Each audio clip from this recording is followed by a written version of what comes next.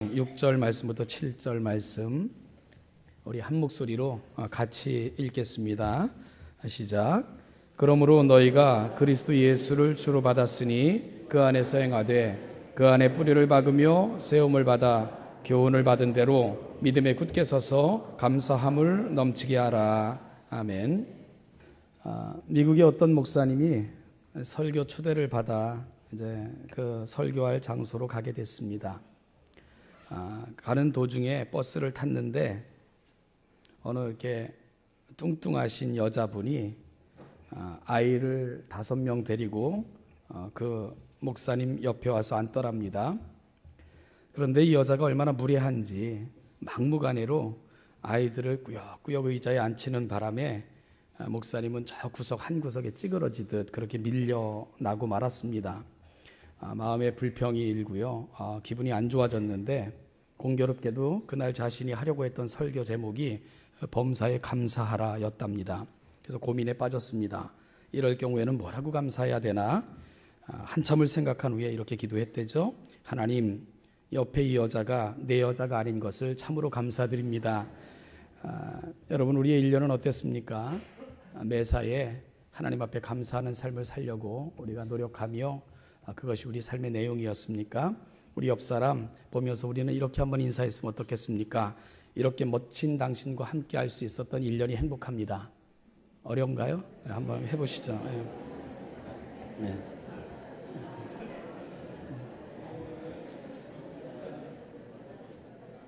네. 감사는 하나님의 축복을 담는 그릇이다. 이런 말이 있습니다. 이 말을 바꾸어 말하면 어떤 말이 될까요? 감사가 없는 인생, 감사가 사라지고 없는 인생은 하나님의 축복을 담을 그릇을 만들지 못한 인생이다. 이렇게 바꾸어도 표현되지 않겠어요? 오늘 본문에서 사도 바울은 우리를 향하여 감사가 넘치게 하라 이렇게 요청을 합니다. 감사가 넘치게 하라는 말은 감사가 철철 흘러 넘치게 하라 그런 뜻입니다. 마치 우리가 초등학교 시절 이 포화가 무언가 이걸 실험하기 위해 컵에다가 물을 천천히 따릅니다. 그러면 컵이 물이 볼록하게 올라오고는 더 이상 견딜 수 없으면 주변으로 흘러 넘치게 되죠. 그 상태를 오늘 본문이 표현하고 있는 것입니다. 그것이 넘치게 하라가 갖고 있는 의미입니다. 내 안에 담아낼 수가 없어 옆을 적시며 흘러내리는 상태, 이게 넘치게 되는 상태라는 거죠. 그런데요, 이런 삶이 쉬운가요? 그 모파상이라는 작가가 쓴 단편 소설 중에 이런 구절이 있습니다. 인생은 미소와 통곡과 훌쩍거림으로 구성되어 있다. 그런데 이 중 가장 많이 차지하는 것은 훌쩍거림이다. 이런 표현이 있어요. 무슨 말입니까? 유쾌하게 껄껄거리며 웃을 날도 그렇다고 너무 슬퍼서 통곡할 날도 그리 많지 않다는 것입니다. 훌쩍거림, 많은 인생의 문제를 안고 고민하며 힘들어하며 때론 흘러내리는 눈물을 주먹으로 훔치며 그렇게 또 속으로 울 수밖에 없는 날들이 많은 것, 그게 인생의 모습 아니겠는가? 그 작가는 그렇게 표현하고 있는 겁니다. 그런데 사도 바울은 우리에게 감사가 넘쳐나게 하라고 요청합니다. 불가능해 보입니다. 결코 이룰 수 없는 꿈처럼 보입니다. 그러면 정말 그런 사도 바울의 꿈은 말 그대로 불가능한 것일까요? 오늘 사도 바울은 그런 삶을 살 수 있는 이유를 몇 가지로 저와 여러분들에게 제시합니다. 첫째는 감사가 넘치는 삶은 그리스도 예수를 주로 받은 자들에게 주어진다는 것을 이야기해 줍니다. 여기서 받았다고 하는 것은 전달된 것을 수납하다 그런 뜻입니다. 즉 하나님께서 여러분들에게 놀라운 은혜의 선물을 보내주셨습니다. 바로 독생자 예수 그리스도를 우리를 위한 놀라운 구원의 선물로 보내주신 것입니다.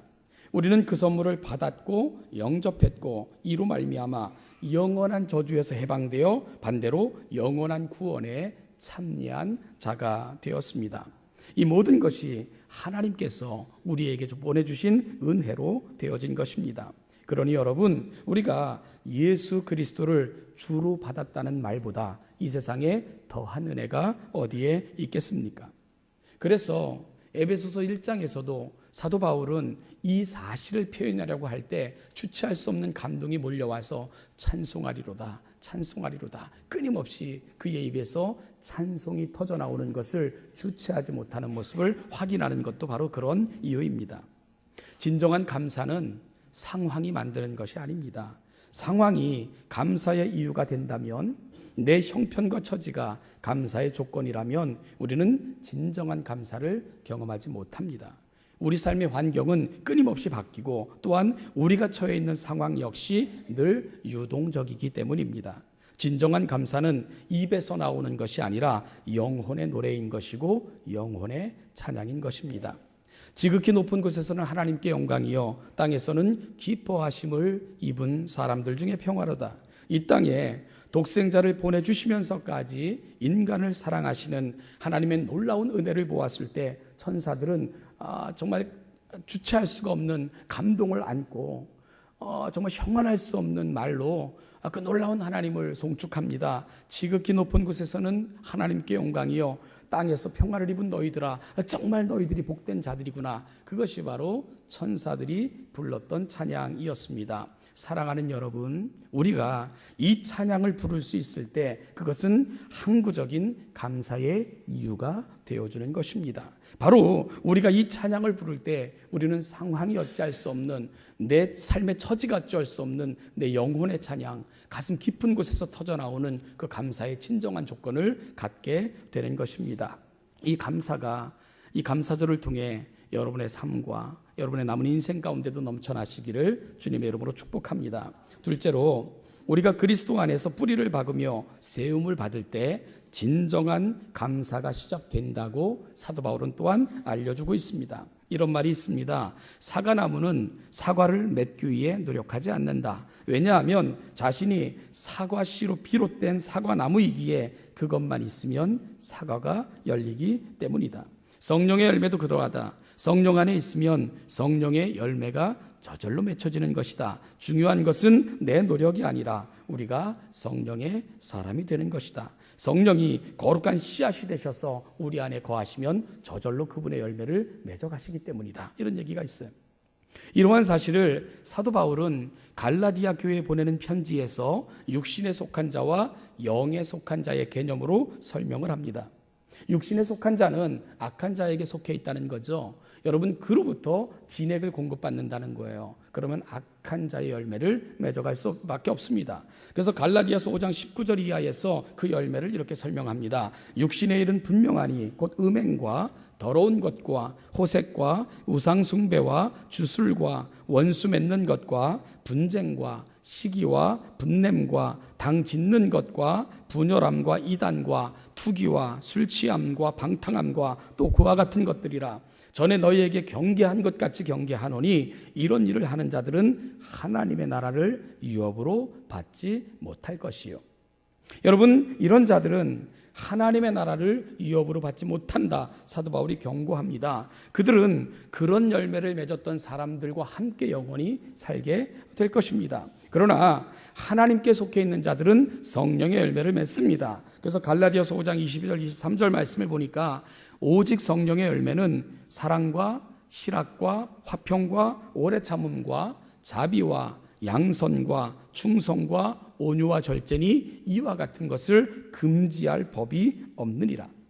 여러분, 이와 같은 열매가 맺혀지는 것을 금지할 법도 없고 이것을 막을 만한 능력도 없다는 것입니다. 왜 그렇죠? 이건 우리가 그리스도 안에 뿌리가 박히고 세움을 입어 그리스도로부터 영양분을 공급받고 있기 때문입니다. 마치 사과는 사과씨로 말미암아 사과 열매를 맺을 수밖에 없는 것처럼 성령의 사람들, 성령님이 그 안에 거하시는 사람들은 성령님의 열매를 맺을 수밖에 없다는 것입니다. 중요한 것은 내 노력보다도 내 안에 누가 계시는가, 누구로부터 영양분을 공급받고 있는가, 나는 누구의 사람인가 하는 것이 훨씬 중요하다는 사실을 사도 바울도 설명해 주고 있는 것이지요. 사랑하는 여러분, 따라서 내가 무슨 열매를 맺는가를 보면 나는 어디에 속해 있고 무엇으로부터 영양분을 공급받고 있는가를 알 수 있게 되는 것입니다.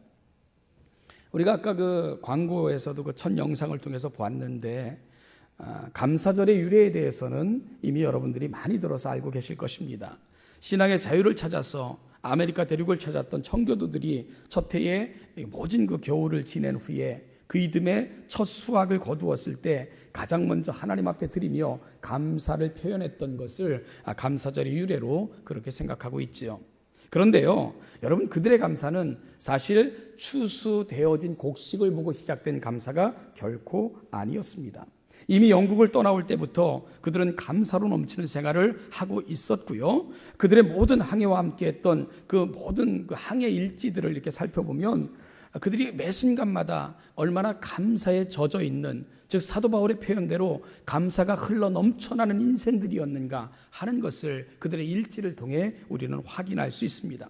그들이 아메리카 신대륙 동북부 이 플리머스 해변에 도착하였던 것이 1920년 12월 26일입니다.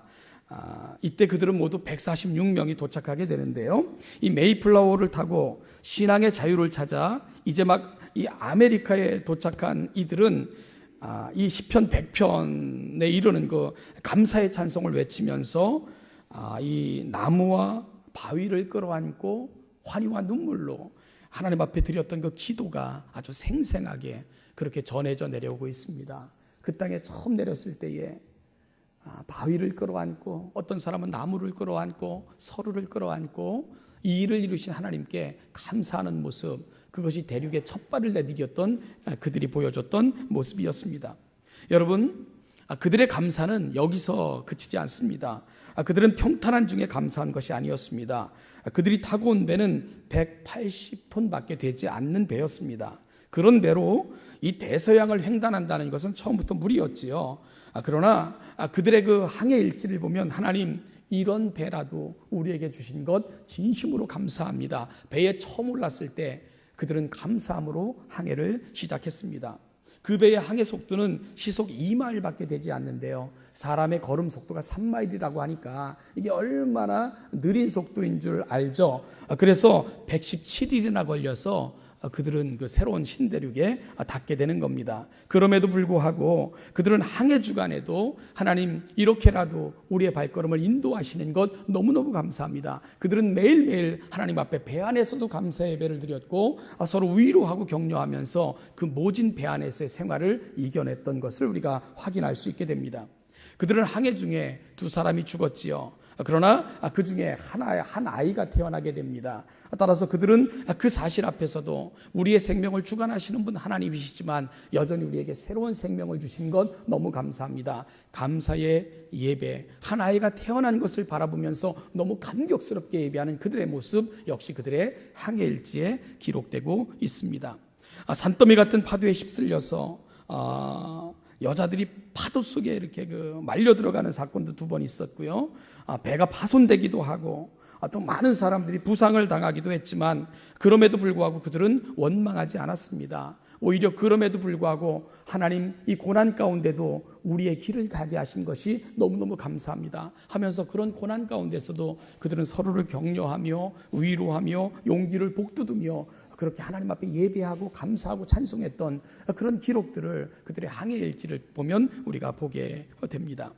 여러분, 그들이 처음부터 그 땅에 순적하게 도착한 것 아닙니다. 도착했을 때 그 원주민들의 방해로 그들은 한 달 동안 그 땅에 내리질 못해요. 돌고 돌아 한 달 뒤에나 그 땅에 이르게 됩니다. 그 이르렀을 때 그들은 정말 우리가 하나님을 위해 신앙의 자유를 찾아 이렇게 왔는데 왜 우리에게 이런 고난을 주십니까? 원망하지 않았습니다. 하나님 아버지, 이제 비로소 우리를 이 땅에 정말 모든 고난과 시련 속에서도 결국 인도하시고야 마셨던 하나님을 송축합니다. 그러면서 여전히 그들은 또 감사하는 모습을 그들의 일기에 기록하고 있는 것을 우리가 읽게 됩니다. 여러분, 이 사람들은 어떤 사람들입니까? 우리는 하나님을 위해 정말 일을 한다고 하다가도 작은 시련만 오면 불평하고 원망하고 내가 하나님 때문에 그런 건데 이러면서 원망하는데 이들은 전혀 그렇지 않았습니다. 그 이유가 뭡니까? 이들은 예수 그리스도에게 깊이 뿌리를 내리고 있는 사람들이었기 때문에 그런 거예요. 그곳으로부터 그들은 진액을 공급받았던 사람들이기 때문에 그런 것입니다. 그들은 그 교훈을 받았고요. 그 교훈을 붙들고 살았기 때문에 그들은 그런 모진 어려움 가운데서도 하나님 앞에 감사할 수 있었던 것입니다. 사랑하는 신혼예담교회 성도 여러분, 우리는 감사하고 사나요? 아니면 매사가 불평이고 원망입니까? 내가 살아가는 삶의 모습은 내가 어디에 뿌리를 받고 있고 무엇으로 진액을 공급받고 있는가를 보여주는 가장 좋은 시금석이라는 것을 깨닫고 오늘 내가 어디에 속해 있으며 무엇이 나의 삶의 모양을 만들어가고 있는가 확인하시고 우리의 삶의 자리를 예수 그리스도 그분의 터 위에 굳건히 뿌리 세우는 아름답고도 복된 절기 이 추수감사절 다 되시기를 주님의 이름으로 축복합니다. 셋째로 믿음에 굳게 서서 살아갈 때 진정한 감사가 시작된다고 사도 바울은 이야기해 줍니다. 이러한 삶을 사셨던 대표적인 모델이 바로 우리 주님이시지요. 우리 예수님께서는 어떤 감사의 삶을 사셨습니까? 요한복음 6장에 보면 예수님께서 광야에서 백성들을 가르칠 때에 5,000명이 넘는 숫자들이 예수님 주변에 모여들었던 사건을 기록하고 있습니다. 그런데 예수님의 말씀을 들었던 그 많은 군중들은 저녁이 될 때까지 가지를 않아요. 예수님은 그들을 그냥 돌려보낼 수 없다는 것을 아시고는요, 제자들에게 그들에게 먹을 것을 주라고 말합니다. 그런데요, 그 광야에 유일하게 있는 음식은 보리떡 5개와 물고기 2마리밖에 없는 거예요. 정말 어처구니 없는 아이 한 사람, 어린 아이 하나의 그 점심거리 정도만 그 광야에 있었던 거죠. 여러분, 사람들은, 그 제자들은 말이 안 된다고, 이건 도저히 이곳에 있는 사람들을 먹일 수 없다고 그들은 결정을 합니다. 그럴 때 예수님은 어떻게 하셨습니까? 보리떡 5개와 물고기 2마리를 높이 드시고 하나님 앞에 감사의 기도를 올리십니다. 그리고는 제자들에게 나누어 주라고 이야기를 합니다.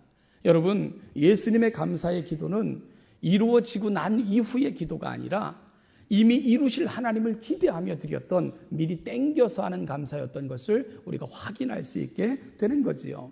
이런 예수님의 모습은 복음서 전체를 통해서 늘 확인할 수 있어요. 나사로의 무덤 앞에 서셨습니다. 이미 사흘이나 됐기 때문에 썩은 시체 냄새가 납니다. 여러분, 그때 주님이 무덤 앞에서 제일 먼저 하신 것이 뭡니까? 하나님, 이 나사로를 일으켜 주시면 내가 감사하고 찬송하겠습니다라고 기도하십니까? 아니죠.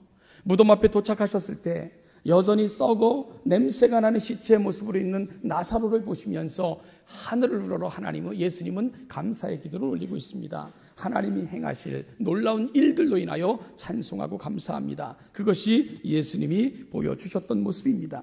여러분, 여기서 우리가 분명히 볼 수 있는 게 뭘까요? 예수님에게 있어서는 감사가 먼저였고, 그리고 기적은 감사를 따라오는 형식으로 그렇게 진행되고 있는 것을 확인하는 것입니다. 저는 이것을 미리 앞당겨하는 감사라 이렇게 표현하곤 했지요.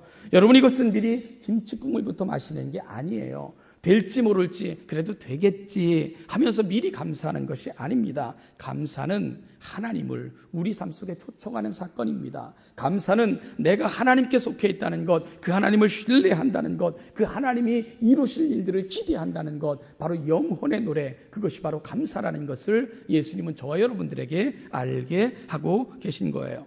우리는 흔히 감사할 때 먼저 무슨 일이 잘 되면 또는 어떤 감사할 만한 일을 만나게 되었을 때 그때야 비로소 감사를 드립니다. 그러나 예수님께서 우리에게 보여주신 것은 떡이 많아졌기 때문도 아니고 물고기가 5,000명 이상 되는 사람을 먹이기에 풍성할 만큼 하나님이 먼저 공급하셨기 때문도 아니고 하나님이 행하실 그 일을 미리 바라보면서 그 하나님을 신뢰했기에 먼저 감사할 수 있는 것, 주님이 우리에게 보여주신 모델입니다. 감사는 결과가 아니라 영혼의 찬양이고 미리 하나님을 바라보는 우리의 신앙 고백이라는 것을 예수님은 알게 해주신 거죠. 결과를 계산하지 않고 또한 자신의 요구와 비교하기 전에 무조건 그 일을 이루실 하나님을 기대하며 앞당겨 감사할 수 있는 것, 그게 바로 하나님의 사람들이야 예수님은 이 땅에 오셔서 모델이 되셔서 저와 여러분들에게 보여주고 계신 것입니다.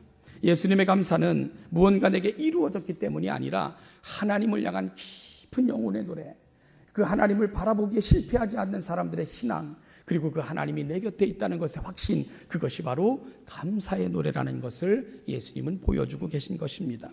시편 50편 23절에서 아삽은 이런 고백을 합니다. 감사로 제사를 드리는 자가 나를 영화롭게 하나니 그의 행위를 옳게 하는 자에게 내가 하나님의 구원을 보이리라. 여러분, 아삽은 어떤 고백을 하고 있습니까? 감사는 하나님께 올려드리는 가장 아름다운 제사라고 그렇게 표현하고 있습니다. 하나님은 이런 제사를 드리는 자가 나를 영화롭게 하는 자라고 그렇게 말씀하고 계신 거예요. 여러분, 누가 하나님을 영화롭게 한다고요? 감사의 제사를 드리는 자, 그 제사를 하나님은 가장 기뻐하시고 그것이 바로 나를 영화롭게 하는 자들이야 하나님은 그렇게 인정하신다는 것입니다. 여러분의 입에서 감사의 찬송이 흘러나오고 그것이 누군가를 향한 여러분의 노래가 될 때 하나님은 그 제사를 가장 기뻐하신다는 겁니다. 그리고 하나님은 그들을 통해 너희들이 나를 영화롭게 했구나 하고 그들을 통해 영광을 받으신다는 것입니다. 세상에는 지나쳐서 좋은 것이 없습니다. 과유불급, 지나치면 못 미치는 것만큼 못하다, 모자라는 것보다 못하다는 거예요. 그러나 지나칠수록 좋은 것, 넘칠수록 아름다운 것이 있습니다. 그것은 바로 감사라고 성경은 가르쳐주고 있는 거죠. 미국의 심리학자들이 오랜 연구 끝에 이 감사의 과학적 변화를 확인한 결과를 보고한 적이 있습니다. 연구의 요지는 감사하면 뇌 좌측의 전두피질, 가장 앞선 부분을 말하더라고요. 이게 활성화된다는 거예요. 그래서 스트레스를 완화시켜주고 행복하게 해준다는 겁니다. 심리학자들은 이를 리셋, 이게 재설정, 이 버튼을 누르는 것과 같은 효과라고 그렇게 설명을 해요. 감사가 인간이 느끼는 가장 강력한 감정이고 그 감사가 우리 삶에 임할 때 우리의 스트레스는 해결되며 그리고 또한 더 많은 것들로 활성화되어져서 우리 삶을 윤택하게 살 수 있게 된다. 미국의 심리학자들은 그런 결과물을 내놓고 보고하고 있는 것을 읽을 수 있게 됩니다. 사랑하는 여러분, 우리 인생을 하나님께서 받으실 만한 가장 아름다운 제사로, 하나님께서 복 주실 만한 가장 복된 삶으로 그렇게 리셋, 재설정하고 싶으십니까? 그러면 방법이 감사로 시작하시면 됩니다. 상황 때문이 아니라 그 모든 것 위에 계신 하나님을 신뢰함으로 미리 감사하는 삶을 살아보십시오. 그러면 우리의 인생이 바뀌게 된다는 것입니다. 그러면 마치 우리의 인생이 긍정적이고 그런 것 같으면 창조적인 일을 할 수 있도록 재설정되는 그러한 역사도 경험할 수 있다고 과학자들도 이야기하는 것이 감사가 가져다 주는 신비한 매력이고 능력인 것을 우리가 오늘 이 아침 우리도 확인할 수 있기를 간절히 소망합니다. 감사는 하나님께서 채워가실 그 그릇을 미리 준비하는 삶입니다. 사랑하는 여러분, 범사에 감사하심으로 하나님께서 채워가실 그 큰 그릇을 여러분 예비하시고 그 그릇을 가득가득 채워가시는 하나님의 은혜를 날마다 누리며 살아가시는 우리 신원야담교회 모든 성도들 되시기를 주님의 이름으로 축복합니다. 감사는 하나님이 채워가실 그 축복의 그릇을 미리 준비하는 것이다. 오늘 그 큰 감사에 이르러서 하나님이 여러분 인생 가운데 행하실 그 엄청난 은혜들을 여러분 누리며 살아가시는 복된 인생들 되시기를 이 추수감사절 아침에 여러분들을 축복합니다. 기도하겠습니다.